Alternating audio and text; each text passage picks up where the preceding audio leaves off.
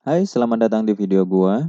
Di video kali ini gue bakalan bahas tentang Light Novel dan Maji volume ke-10 part 3. Ini part yang terakhir dari video gue yang sebelumnya. Jadi buat kalian yang belum nonton video gue sebelumnya, silahkan tonton dulu karena ini adalah lanjutan dari video itu, dari lanjutan part 2-nya. Cerita berpindah ke Orario. Setiap famili yang sudah mendapatkan informasi mengenai Daedalus Street, mereka akhirnya datang ke sana. Mereka melakukan penyelidikan dan pencarian informasi mengenai kabar tentang perdagangan monster. Namun di saat pencarian informasi tersebut, tiba-tiba mereka mendengar kegaduhan dari serangan monster, dan akhirnya pun mereka bergegas menuju ke sumber suara tersebut. Mereka melihat monster Volver telah muncul dan mengamuk. Welf kemudian mencoba menghentikannya, namun naas dia terhempas oleh serangan ekornya. Haruhime terus mengawasi Volver ini dan kemudian dia menyadari bahwa Volver ini adalah Wine. Dia pun terdiam dengan ini.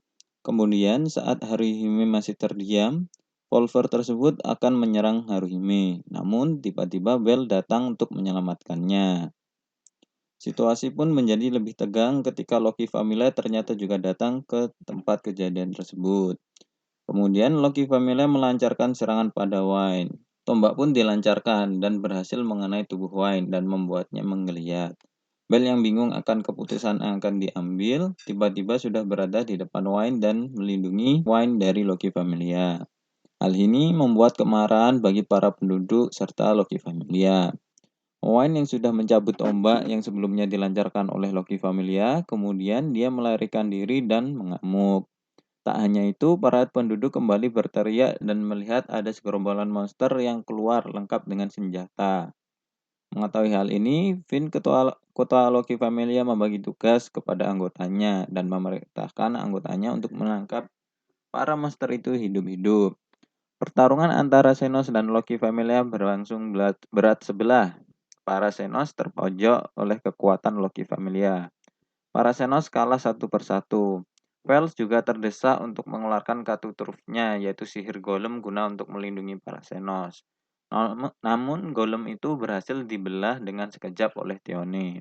Dalam keputusasaan dengan kondisi ini, hawa dingin tiba-tiba datang, suara berubah, dan kemudian sosok bayangan hitam mulai muncul. Black Minotaur akhirnya sampai di permukaan. Melihat rekannya yang tergeletak, Black Minotaur ini pun kemudian menyerang Loki Familia. Dimulai dari Theone. Theone berhasil dihempaskan oleh Black Minotaur. Hal ini membuat Theone dan Beth maju untuk menyerang monster ini secara bersamaan. Pertarungan berjalan cukup sengit dan kemudian mulai mencapai puncaknya. Loki Familia unggul dalam hal jumlah dan berhasil memukul mundur Black Minotaur yang bernama Asterios. Asterios yang tersudut kemudian mengeluarkan senjata, yaitu kapak sihirnya. Aliran listrik seperti petir muncul dan menyambar para anggota Loki Familia. Beth, Tiona, dan Theone terpukul mundur, dan akhirnya Finn mencabut perintah untuk menangkap hidup-hidup para monster. Kemudian dia memerintahkan Ice untuk membunuh Asterios.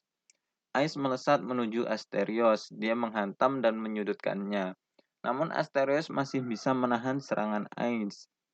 Pertarungan pun menjadi lebih sengit lagi dan mulai merusak bangunan sekitar. Finn kemudian memutuskan untuk mengepung Asterios guna meminimalisir kerusakan juga. Asterios sudah tidak bisa menang, namun tiba-tiba ada 3 bola hitam yang muncul dan berubah menjadi bom asap. Melihat situasi yang terjadi, kemudian Gross meraung dengan kencang untuk memberikan tanda melarikan diri kepada teman-temannya. Dan mereka pun berhasil lari dengan memanfaatkan situasi yang ada. Loki Familia yang terkecoh oleh pelarian para Xenos kemudian berkumpul guna bersiap dan melakukan pengejaran. Dan kita kembali ke Bell yang terus mengejar Wine. Wine terus berlari sembari menghancurkan benda yang dilewatinya. Para petualang lain mulai bermunculan dan mereka bersiap melancarkan serangan ke arah Wine. Melihat hal ini, Bell malah mengeluarkan firebolt ke arah para petualang. Dan serangan para petualang akhirnya terhenti karena serangan dari Bell. Warga dan para petualang yang melihat ini kemudian menjadi marah dan memaki Bell. Namun Bell tetap mengejar Wine dan tidak peduli akan teriakan para petualang dan warga. Akhirnya Wayne mengarah ke distrik Pleasure Quarter. Suasana di sana sangatlah sepi karena masih dalam proses pembangunan. Dan di dalam suasana yang sepi tersebut, Bell kemudian menyadari bahwa ini adalah sebuah jebakan yang dibuat oleh para petualang. Itulah yang dipikirkan Bell. Nampaknya para petualang yang bekerja sama telah memancing Wayne ke jebakan mereka. Dan hal ini ternyata benar. Serangan mulai muncul mengarah ke Wayne. Bell yang berusaha menghalangi terpukul mundur karena beberapa petualang mencoba menyuruh Bell untuk tidak menghalangi mereka. Serangan besar dilepaskan ke arah Wayne dan akhirnya berhasil menumbangkan Wayne ke tanah.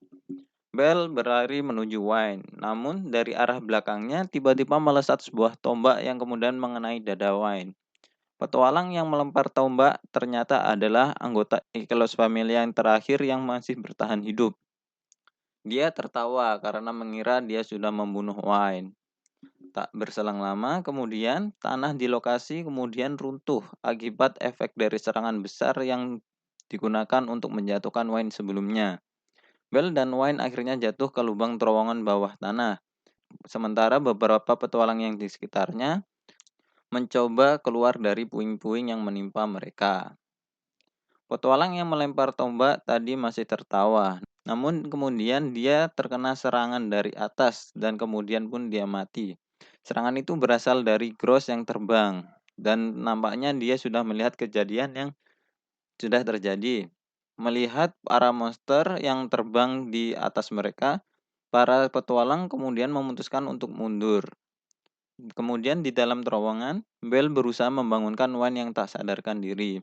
Tubuh Wan penuh luka dan ekornya pun mulai berubah menjadi abu. Nampaknya dampak dari serangan tombak sangatlah fatal. Tubuh Wan perlahan menjadi abu dan kemudian hanya menyisakan batu permata merah. Wan akhirnya pun telah mati. Dalam kesedihan kematian Wayne, Bell menjadi sangat frustasi. Namun tanpa diduga kemudian ada cahaya yang menyeluti batu permata dan abu Wayne. Cahaya ini adalah hasil rapalan mantra yang saat ini dirapalkan oleh Fels, sebuah sihir yang melawan takdir.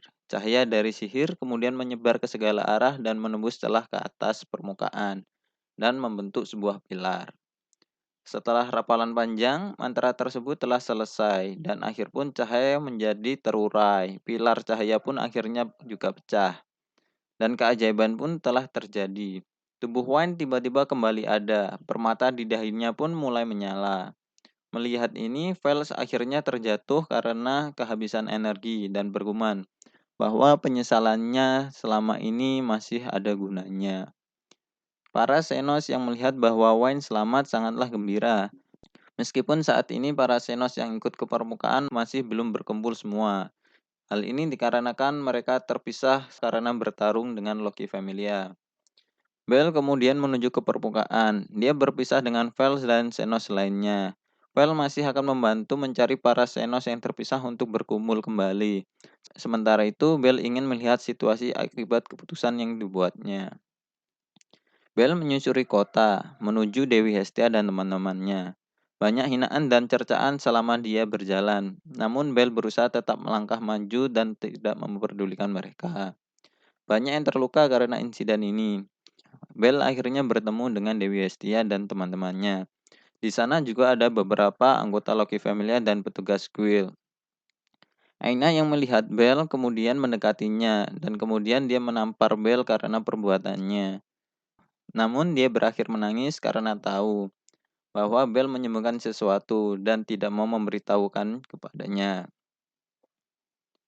Hari telah berganti. Esok harinya, di mana hari masih subuh, Dewa Ganesa membawa Dewa Ikulus keluar gerbang untuk pengasingan.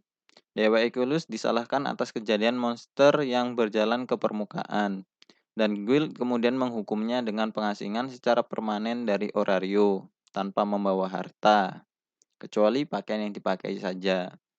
Di sisi lain, Dewa Hermes sedang berbicara dengan Auronus. Mereka mengatakan nasib Xenos yang hanya menunggu waktu saja sampai ditemukan oleh tim pencari.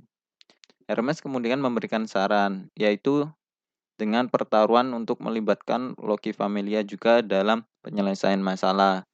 Namun nampaknya itu cukup mustahil bagi Auronus. Melihat respon ini, kemudian Hermes meminta untuk menjadi penjaga kondisi atas dampak insiden ini. Dia melakukan ini karena dia tidak mau kalau Bel menghilang. Itu adalah alasan terbesarnya. Menanggapi hal ini, kemudian Auronus menanyakan kepada Hermes, mengapa dia begitu tertarik dengan bel Cranel. Akhirnya Hermes pun menjawab, mungkin karena dia adalah hadiah perpisahan dari Zeus. Sekian video kali ini. Ini adalah akhir dari pembahasan light novel volume 10 dan Maci. Like jika kalian suka, komen jika ada tanggapan atau saran, share jika kalian ingin berbagi ke teman kalian, dan subscribe. Thank you.